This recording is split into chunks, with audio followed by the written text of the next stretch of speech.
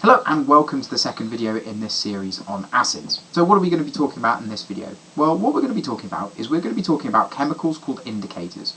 We're going to be talking about what they are and, well, why we need them. Okay, they are really, really important for chemists. So why are they really important for chemists? Well, what an indicator allows us to do is it allows us to identify whether something is an acid or a base. So it allows us to identify these two different chemicals. Now, there are different types of indicators. There's lots of them, really. Lots and lots of different indicators. Now, there are sort of two main branches of indicator. Ones that will simply tell you whether they are an acid or a base. So you add your indicator to a chemical and it will change colour and it will tell you whether that is an acid or a base. There are a couple, okay, that will also tell you the pH of a substance. Okay, so there are some, okay, some will tell you pH.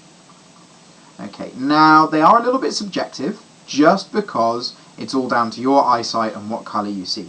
So it's not the perfect way of working out the pH of a substance. We've got lots of pH probes and things that we can use now that can just give us a numerical number straight away on that pH scale. But we do need to know about a couple of indicators. Okay, so what are the two indicators that we're going to talk about? Well, the first one we're going to talk about is universal indicator, or UI for short. Now, that's one of the ones that will actually give us a result on the pH scale. So it will give us a number result that will give us a colour that we can then associate to a number. The other one that we're just going to talk about is Litmus. Okay, so let's start with universal indicator. So universal indicator, okay, has its scale go from 0 all the way up to 14, okay, with 7 in the middle. Now, the way in which this works is quite nice and easy to remember. It's essentially the rainbow. So the closer to 0 it is, the more red it is. Okay, so we have a nice red colour if it's down near those numbers. Okay, the further up we go, okay, it starts to go into an orangey colour when we get to about 3 or 4. Then when we get to 5, it sort of turns into a yellow.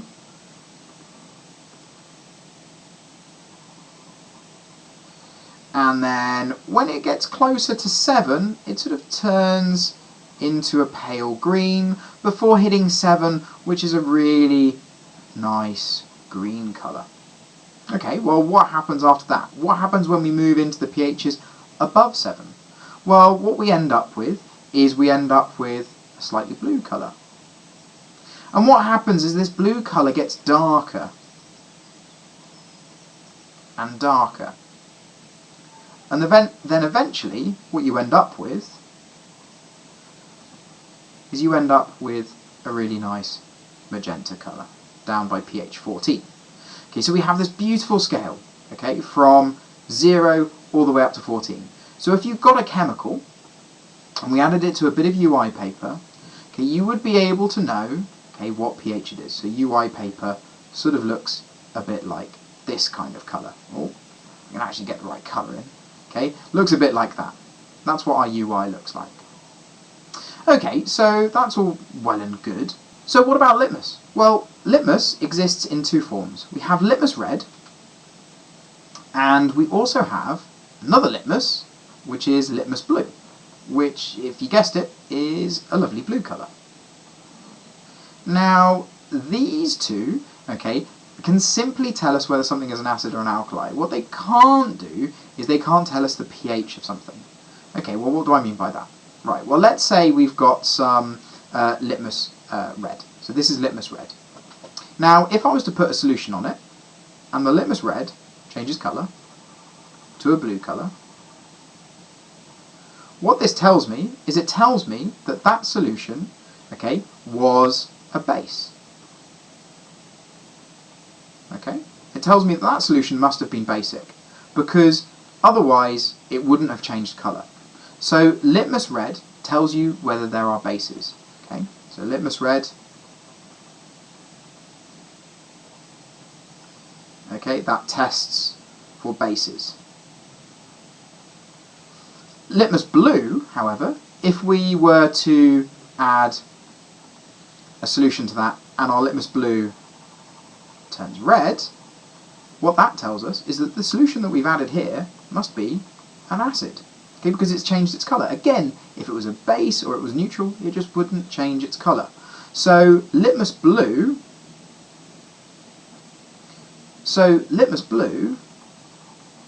identifies acids.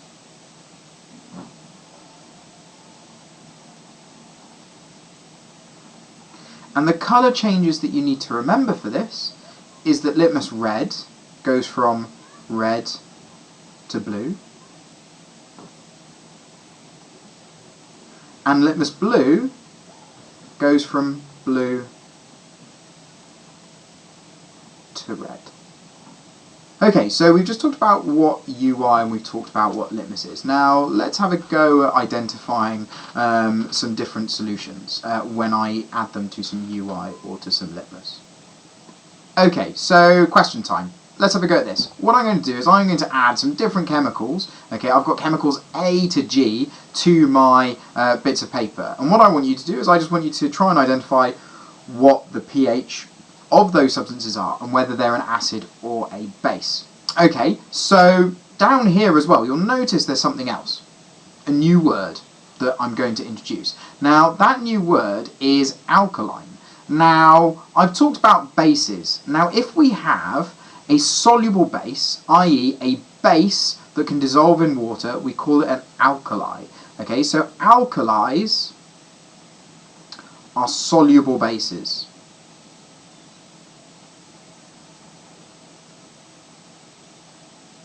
Okay, and you'll see on this pH scale it calls it alkaline at the end, and I'm adding solutions, so this is completely fine for this. Okay, so let's start adding. I'm going to add each of these in turn, and then you have a go at trying to work out what their pH is. Okay, so what pH are they, and are they acids or bases? Off you go.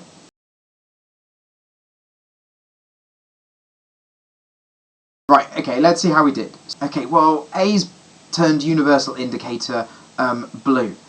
So this could be, I reckon, anywhere between pH 10 and maybe 11. Okay, as I said, it's subjective. You can't quite work out exactly what the pH is. For that, you'd need a pH meter. But what I can definitely say, okay, well, this is a base. Okay, this one here, nice and red. I think that's going to be a pH 0. Thank you very much. Okay, we'll put that in, and it's definitely an acid. Now this colour here, again, it's a bit dubious. This could be a 6.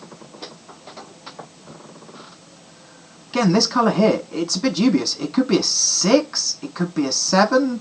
I think either of those two, you'd be fine. But it's verging on a very weak acid or neutral.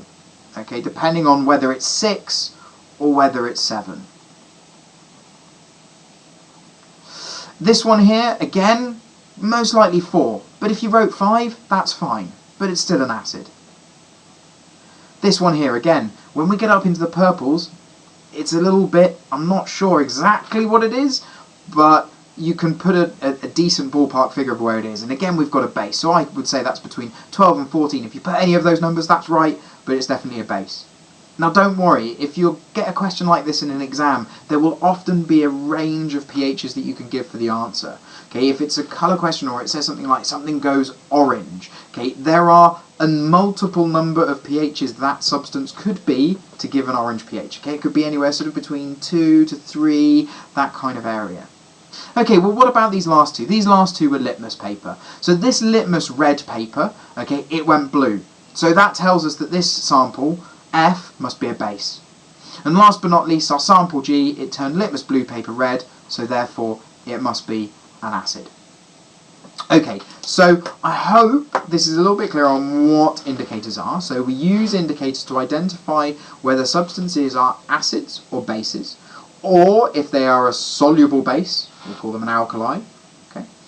Some indicators, such as universal indicator, allow us to actually have a good shot at what the pH of that substance might be. Okay, it's not a sort of well-designed art because it sort of relies a little bit on your colour interpretation. So if you definitely wanted to know what the pH was, you'd want to use something like a pH meter. Give a computer the opportunity to tell you exactly what the pH is. Last but by no means least, okay, we talked about litmus paper, which is the second kind of indicator that tells you simply whether something is an acid or a base. It will just change colour and you can work that out. And all these different indicators have their different uses. If you've enjoyed all these different colours that chemistry has to offer, especially when we look at indicators, you can actually make one of these at home using red cabbage, and check out this video here to actually have a bit of a tutorial on how to do that in your own kitchen. But make sure that if you do it in your own kitchen, you have adult supervision when you do so. So, as always, thank you very much for watching this video. Please like the video, subscribe to the channel, your support is greatly appreciated. And as always, catch you in the next video.